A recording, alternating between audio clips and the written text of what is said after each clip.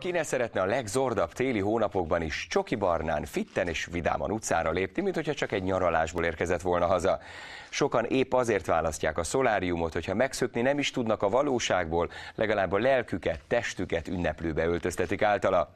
Persze, mint minden másban, ebben is fontos a mértékletesség.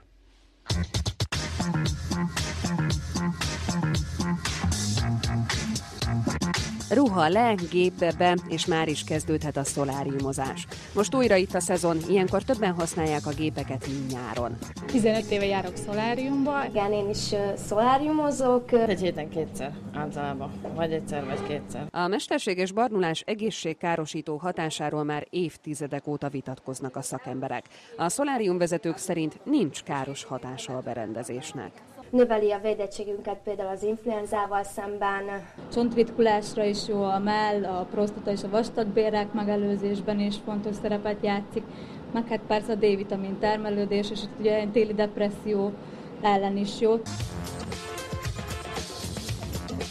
A bőrgyógyászok viszont mértékletességre intenek, akinek például nagyon fehér a bőre, csak rövid ideig szoláriumozzon, akinek pedig sok az anyajegye, egyáltalán ne, hiszen akár bőrrák is kialakulhat az ilyen felületen. Legalább 10-szeres az esélye annak, hogy egy anyajegyes, ha kimegy és nagyon sokat megy a napra, vagy sokat jár szoláriumba, hogy ott az anyajegy el fog fajulni. Sokan persze egyáltalán nem törődnek a figyelmeztetésekkel, sőt, szakemberek szerint már Magyarországon is megjelent a szoláriumfüggőség, amit hivatalosan tanorexiának hívnak. Tényleg minden nap elmegy, tényleg nagyon-nagyon szorgalmazza az odajárást, abban bízva, hogy ő lesz a legbarnább.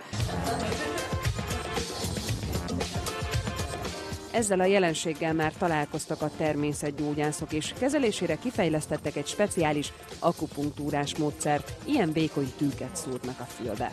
A vegetatív idegrendszer kiegyensúlyozó pontokat teszem be először. Összesen 5-öt mind a két fülbe. Ezek a tűk körülbelül 3/4 órát maradnak benn, majd szükség esetén még néhányszor megismétlik a procedúrát. A szenvedélybetegeknél egy komoly probléma az, hogy egy agyi függőség zavarról beszélünk. Az ő kezelésük úgy történik, hogy a vegetatív idegrendszer kibillent egyensúlyát állítjuk helyre. Ha pedig az egyensúly helyreállt, megszűnik a függőség, mondja az akupunktúrás szakember.